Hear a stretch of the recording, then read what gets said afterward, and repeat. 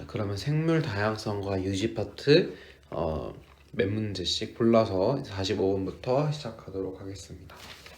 다음은 어떤 핀치 집단의 부리 크기의 변화에 대한 자료이다. 가뭄 전에는 작고 연한 씨앗이 풍부하였다. 나 씨앗은 감소하였고 딱딱한 씨앗이 많아졌다. 다 가뭄 전후 부리 크기에 따른 개체의 수를 나타낸 것이다. 그럼 이 그래프를 먼저 해석해 보도록 하겠습니다. 자, X축은 부리 크기입니다. 그래서 변이가 다양하죠. 부리 크기의 그 크기가 다양한 이제 핀치새들이 이렇게 쭉 있는데, 가뭄 전과 가뭄 후를 보면은 일단 이 그래프의 면적은 개체 수의 그 비율을 의미하겠죠. 그래서 가뭄 전에는 이게 평균 크기가 9.5 정도로 이렇게 있었는데, 가뭄 후에는 평균 크기가 10cm를 넘어가게 되죠. 이 높이 차이는 개체수 차이이므로 가뭄 전과 가뭄 후에 개체수 차이가 난다는 것도 알 수 있겠습니다. 자, 그러면 이제 기억 니은 디귿을 보겠습니다. 첫 번째로 이제 자연 선택설에 근거하다 보니 이렇게 5가지 단계로 나누어져 있고, 첫 번째는 과잉 생산이죠. 주어진 환경 조건에 비해 많은 수의 핀치가 있다. 두 번째, 개체의 변이. 핀치 사이에는 변이가 일어났다. 변이하고 가로하고 이렇게 있는데, 기억에 들어갈 말은 형질이겠죠. 형질은 뭐 생김새에 따라서, 유전자에 따라서 발현된 것을 형질이라고 하겠죠. 자, 세 번째 단계는 그 생존 경쟁이겠죠.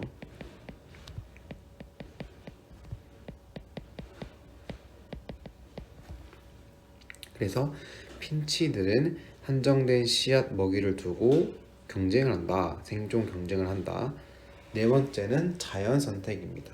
자연 선택에 들어갈 현상을 그러면 설명해야 되는데, 자, 경쟁한 결과 자연 선택이 되어 있는데, 이제 딱딱한 씨앗이 많아지고 그에 따라서 부리 크기가 큰 핀치새들이 이제 유리한 형질을 갖는 것이고, 그런 핀치새들이 살아남아 자손 세대로 그 형질을 물려준다 라는 내용이 들어가면 되겠습니다.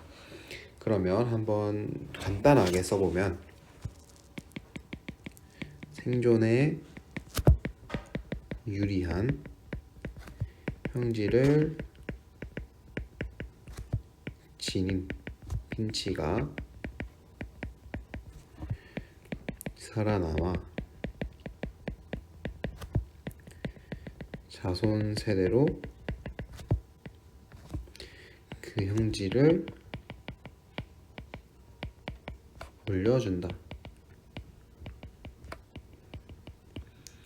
조금 주의할 점, 혹은 좀 더 써주면 좋은 점은, 이제 생존 결과 유리한 형질을 지닌 핀치가 살아남아까지 적는 경우도 좀 있는데, 그 아래 자손 세대로 형질을 물려주는 단계까지 적어주는 것이 좋을 것 같습니다. 왜냐하면 이 과정이 빠지게 된다면 그 다음 단계인 종의 분화 단계에서 좀 설명이 부족하게 되기 때문입니다.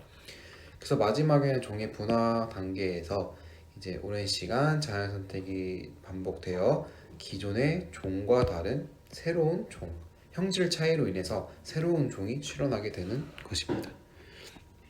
다음은 46번 보도록 하겠습니다. 자, 산업혁명 이전부터 영국에서 채집된 흰색 후추 나방과 검은색 후추 나방의 빈도 변화를 그래프와 그림으로 나타낸 것입니다. 옳은 것만을 고른 것은. 자, 일단 그림을 해석을 먼저 해보겠습니다. 산업혁명 전에는 흰색 후추 나방이 많았고, 산업혁명 후에는 다시 검은색 후추 나방이 많았습니다. 자, 근데 여기서 대기 오염을 규제하자 다시 흰색 후추 나방이 증가했습니다. 대기 오염 규제와 산업혁명과 관련 있는 사항을 이제 생존의 측면에서 살펴본다면, 이제 나방이다 보니까 좀 먹히는 애들이, 그러니까 자기를 먹을 애들이 많겠죠. 포식자들이 많겠죠. 근데 그 포식자들이 이제 대기가 오염되고 대기가 질이 안 좋은 대기가 이제 발생하다 보면은 이제 뿌여오니까 이제 검은색 나방이 더 생존하기 유리하게 되고, 다시 대기 오염 규제를 하면 이제 대기가 조금 다시 맑아지게 되면서 이제 그에 따르게 흰색 후추 나방이 더 포식자로부터 눈에 잘 안 띄게 되니까 더 잘 살아남게 된다고 해석할 수 있겠습니다. 자, 그럼 기억. 산업혁명 이전에는 흰색 후추 나방의 생존에 유리하였다. 그렇죠. 그렇기 때문에 빈도가 높았겠죠. 1900년에는 산업혁명 이전보다 숲이 전체적으로 어두워졌다. 그렇죠. 어두워졌기 때문에 그에 따라서 검은색 후추 나방이 생존에 유리하게 되었을 것입니다. 디귿. 후추 나방의 자연 선택을 일으킨 직접적인 원인은 매연에 의한 대기 오염이다. 자, 1960년대부터 산업혁명으로 인한 오염이 사라지고 이제 대기 오염 규제를 하면서 이제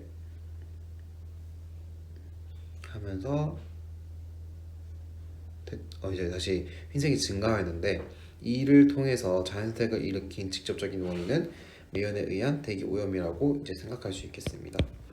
니을. 대기 오염을 규제한 후에 흰색 후추 나방이 검은색 후추 나방보다 오염에 대한 저항력이 가능했다. 저항력 이런 게 나오는 게 아니라 자연 선택에 의한 관점에서 이제 설명을 해야 되겠죠. 따라서 답은 기억, 니은, 디귿이 되겠습니다. 49번 보도록 하겠습니다. 다음은 납 모형 적혈구에 대한 자료이다. 자, 납 모형 적혈구는 헤모글로빈 유전자의 돌연 변이로 나타나고 빈혈을 일으킨다는 단점이 있습니다. 비율은 일반적으로 10만 명당 8명입니다. 10명당 8명이 아니라 10만 명당 8명 정도로 1%도 안 되죠. 매우 드문 편입니다. 하지만 말라리아를 일으키는 기생충의 증식을 억제합니다. 이건 좋은 측면이네요. 자, 이 그림을 보니까 지금 10만 명당 8명 정도는 1%도 안 되는 확률인데, 이렇게 남모양 적혈구 유전자 빈도가 1% 이상, 크게는 20%까지 나타나는 지역이 있는데, 이 지역을 말라리아 발생지와 비교했을 때 동일한 비슷한 그림을 나타내죠. 그럼 이 그림과 같이 말라리아가 자주 발생하는 아프리카 일부 지역에서 남모형 적혈구를 가진 사람이 많은 이유를 자연선택에 의한 진화론의 관점에서 서술하시오. 자, 그러면 일단 말해야 될 게 좀 있겠죠. 남모양 적혈구에 대해서 기본적으로 설명을 해줘야 될 것 같습니다. 그러면 남모양 적혈구는 헤모글로빈 유전자의 돌연 변이로 나타나며 일반적으로 생존에 불리합니다. 왜냐하면 빈혈을 일으키기 때문입니다. 하지만 이 남모형 적혈구 유전자를 지닌 사람은 말라리아에 저항성이 있습니다. 왜냐하면 말라리아를 일으키는 기생충의 증식을 억제하기 때문입니다. 그래서 말라리아가 유행하는 지역에서는 남모양 적혈구 유전자를 가진 사람이 생존에 유리합니다. 자연선택에서 등장하는 용어 중 생존이 있죠. 생존에 유리하여 자연선택됩니다.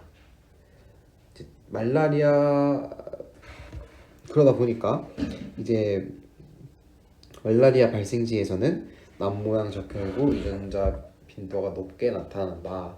뭐 이런 식으로 적으면 되겠습니다. 다음은 51번입니다. 자, A와 B를 비교해 보자면 A는 다양한 감자 품종, B는 단일 품종. 그래서 A와 B에 각각 감자 마른병이 유행했을 때 B 같은 경우는 모든 감자가 죽었지만 A는 일부 감자 품종이 생존하였습니다.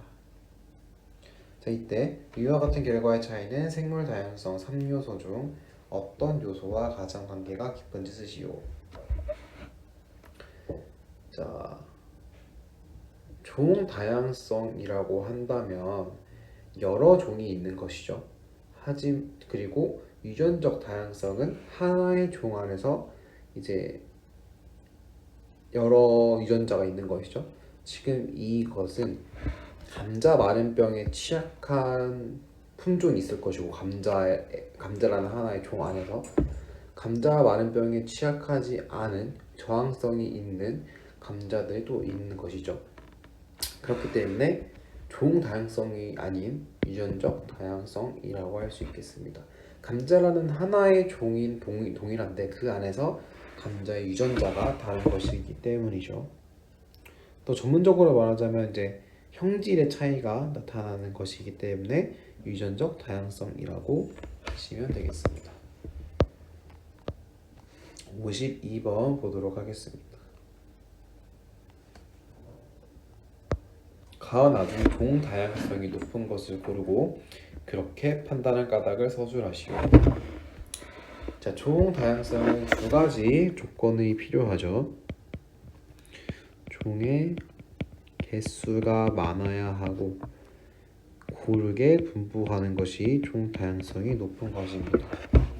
자, 가 같은 경우는 종이 하나, 둘, 셋, 넷, 네 개의 종이 모두 다 있고, 나 같은 경우도 하나, 둘, 셋, 넷, 네 개의 종이 있습니다. 그래서 종의 개수는 모두 동일합니다. 그러면 누가 더 고른 정도를 가지고 있냐라고, 혹은 생물종 수의 비율이 비교적 고른지라고 이제 봐야 되는데, 가를 보면 종 B가 좀 많죠. 하나, 둘, 셋, 넷, 다, 일곱, 여덟, 아홉, 열, 열하나. 그 다음에 종 C는 적습니다.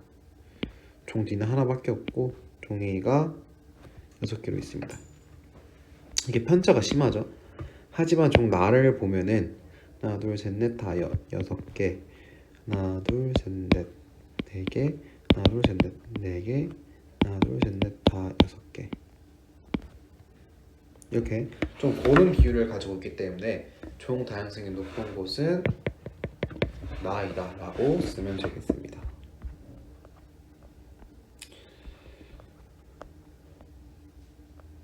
다음은 62번 보도록 하겠습니다. 62번은 항생제 내성 세균의 자연선택 모의 실험을 위한 탐구 활동입니다. 교과서에 있는 활동이라고 들었는데, 실험 규칙을 보겠습니다. 스타로폼 공은 항생제 내성 세균이 있는 모형을 의미하고, 털실 방울은 항생제 내성이 없는 세균 모형을 의미합니다. 털실 방울은 벨크로 테이프에 부착되고 스타로이폼은 벨크로 테이프에 부착되지 않습니다. 그렇죠? 아무래도 근데 표면이 다르기 때문에. 자, 처음에 스타로이폼 공은 4개, 털실 방울은 36개로 섞어 놓았네요. 자, 내성이 있는 세균, 내성이 없는 세균입니다. 처음에 이렇게 차이를 20개, 20개로 하지 않고 차이를 둔 것은 자연 속에서 혹은 그냥 일반적으로 항생제 내성이 없는 세균이 훨씬 더 많기 때문입니다. 만약에 항생제 내성이 있는 세균이 더 많다면 항생제를 굳이 투여할 이유가 없겠죠. 다른 방식으로 세균을 죽이거나 세균의 증식을 막거나 세균을 파괴하는데 이제 그런 물질이 나와야 되겠죠. 그래서 두 번째, 벨크로 테이프를 이용해 공이 20개 정도가 남을 때까지 세균 모형을 제거한다. 자, 처음에 40개에서 20개까지 반띵을 합니다. 3. 쟁반 위에 남은 세균 모형의 수만큼 털실 방울과 스타로이폼 공을 추가로 넣어주고 과정 2를 반복하여 쟁반에 남은 털실 방울과 스타로이폼 공의 수를 기록한다. 자, 추가로 넣어준다. 그만큼 추가로 넣어준다 해서 다시 곱하기 2가 됩니다. 네. 그럼 실험 결과를 보면은 스타로이폼 공 내성이 있는 세균은 증가하고 내성이 없는 세균은 감소합니다. 1번 벨크로 테이프를 이용해 세균 모형을 제거하는 과정의 의미를 쓰시오. 자, 벨크로 테이프는 항생제에 해당하겠죠.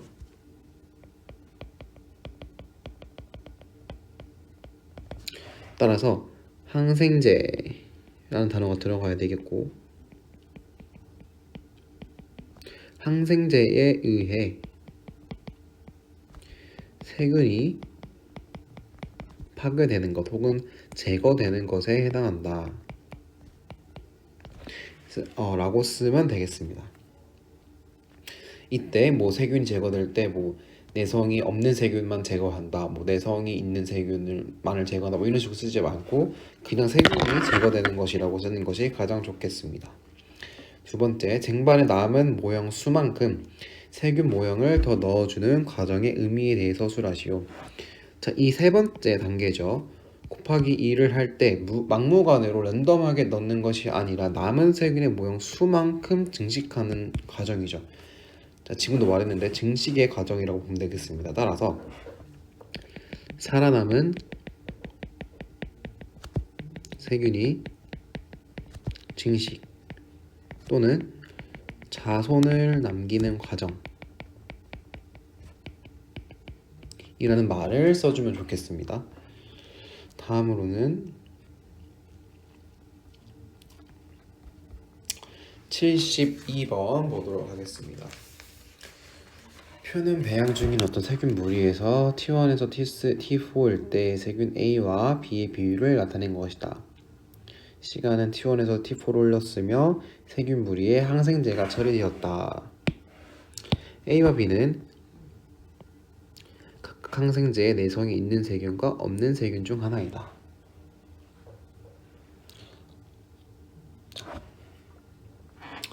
기본적으로 아까도 말했듯이 자연 속에서는 항생제 내성이 없는 세균이 더 많습니다. 그리고 내성이 있는 세균은 이제 없겠죠. 왜냐하면 항생제 굉장히 초기에는 항생제라는 물질 자체가 없었기 때문에 그거에 대해서 내성이 있는 세균이 거의 없다고 봐야 되겠죠. 자, 하지만 지금 T1에서 T2로 보면은 1% 조금 증가했습니다. 바로 돌연 변이에 해당하는 단계겠죠.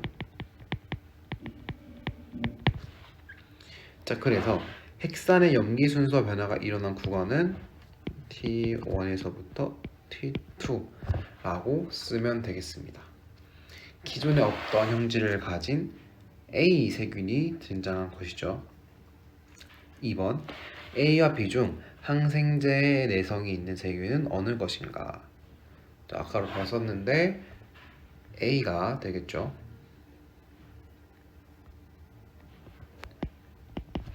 그리고 그렇게 생각한 이유를 쓰시오 하면은 항생제가 있는 환경에서 살아남아 자손을 남긴다 라고 그냥 쓰면 될 텐데, 또 다른 관점에서는 이제 항생제 내성이 없는 세균 B 같은 경우는 이제 비율이 감소하고 항생제를 사용하였을 때 비율이 증가하는 것이 항생제 내성이 있는 세균인 A입니다 라고 또 적어주면 좋을 것 같습니다.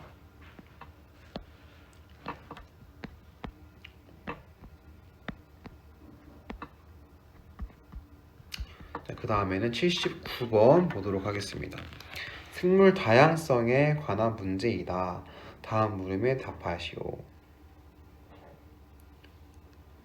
딱 봐도 유전적 다양성, 종 다양성, 생태계 다양성인 것을 알 수 있겠죠. 자, 이에 있는 가와 나는 생물 다양성의 세 가지 요소 중 무엇에 해당하는지 각각 순서대로 적으시오. 농경지, 사막, 초원 등 생물의 서식지가 다양하다라는 것은 생태계 다양성을 의미하겠죠.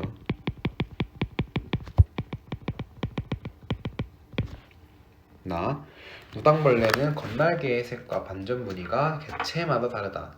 지금 아주 친절하게 개체마다 다르다라고 정확하게 주었기 때문에 개체마다 다르다는 것은 유전적 다양성이죠. 뭐 종마다 다르다 이런 게 아니기 때문에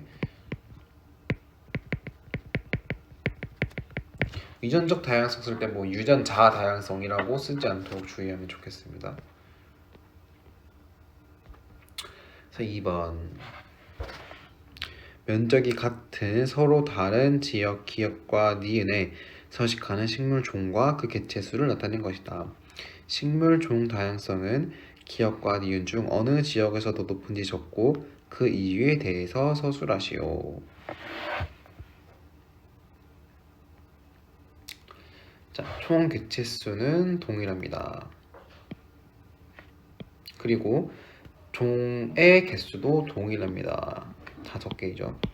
자, 이렇다면 높은지 적고라고 했을 때 이유를 쓸 때 그 다음에 답은 당연히 니은이겠죠. 니은을 쓸 때 이제 생물종이 많을수록 생물종의 분포 비율이 균등할수록 종 다양성이 높은데 지금 그래서 기업과 니은은 생물종의 개수는 혹은 생물종의 수는 동일하게 가지고 있으나 생물종의 분포 비율이 니은이 더 고르기 때문에 라는 말을 이제 쓰면은 이제 정답으로 인정해 주시겠죠. 그래서 뭐 니은의 종 다양성이 높다라고 쓰시면 되겠습니다.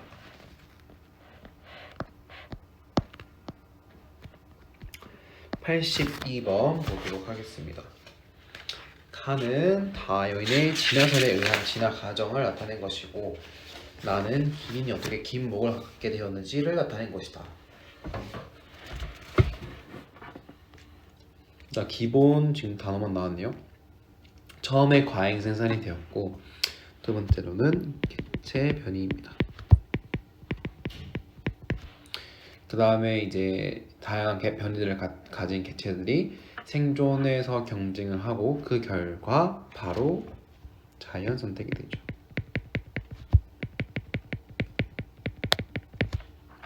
그 결과 이제 생존에 유리한 형질을 가진 생물종이 많이 살아남게 되고 자손까지 이제 그 형질을 물려주게 되면서 마지막 단계인 종 분화까지 이르게 됩니다.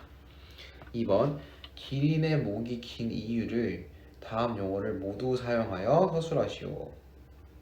자, 그러면 처음에는 목의 길이가 다양합니다. 그래서 목의 길이가 다양한 이제 기린들이 살고 있었는데 환경에 살아남기 유리한 목이 긴 개체들이 있었습니다. 왜냐하면 이제 먹이인 풀이 나무가 점점 자람에 따라서 위에 있기 때문이죠. 그래서 이제 기린의 목이 긴 기린들, 즉 생존 이제 환경에서 살아남기 좋은 생존에 유리한 목이 긴 기린들이 이제 자손들에게 그 형질을 유전해 주었고 여러 세대를 거치면서 기린의 목이 최종적으로 길어지는 형태에 이르렀다 라고 쓰시면 되겠습니다. 자, 유전은 처음에 이제 써야 되겠죠. 아니면은 여러 세대의 유전되어라고 써도 될 것이고 처음에 다양한 유전자라고 해도 되겠고 네, 이렇게 하면 되겠습니다.